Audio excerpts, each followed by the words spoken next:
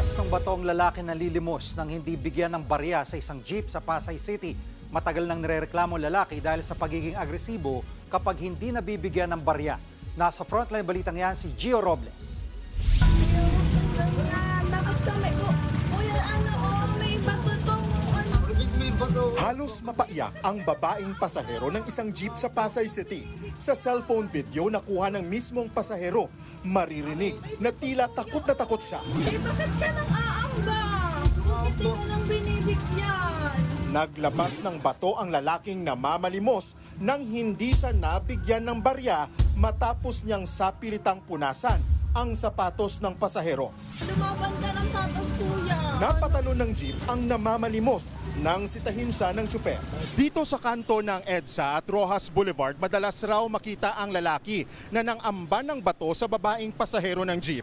Ayon sa Pasay City LGU, may mga itinalaga na silang tauhan para hanapin ang lalaki at ma-turn over sa mga pulis. Ilang araw nang hinahanap ang lalaki sa viral video. Posibleng lumipat daw siya ng ibang lugar. Nananakit siya pag hindi siya binigyan. Meron rin mga nandudura dyan sa taas ng flyover. Tapos sinasaway namin. Hindi na bago ang mga ganyang eksena sa Metro Manila. Noong isang buwan lang nang magtalo ang isang lalaki at pasahero ng jeep sa Ermita. Nang hampas ang lalaki ng hawak niyang panlinis dahil lang hindi binigyan ng 5 piso. Bago yan, meron ding nanutok ng ice pick nang hindi nabigyan ng limo sa jeep sa Blumentritt Road. Pareho na silang naaresto.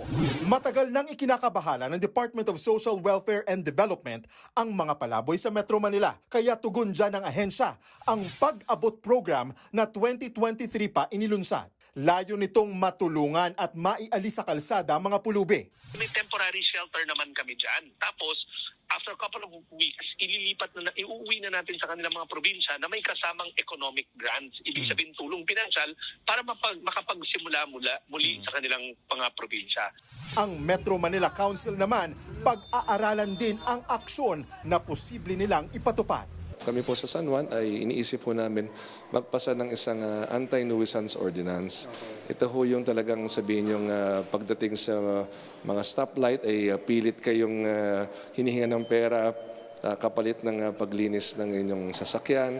Nagbabalita mula sa Frontline, Gio Robles, News 5. Mga kapatid, Jiggy Manikad po, iba na ang may alam at may pakialam sa panahon ngayon.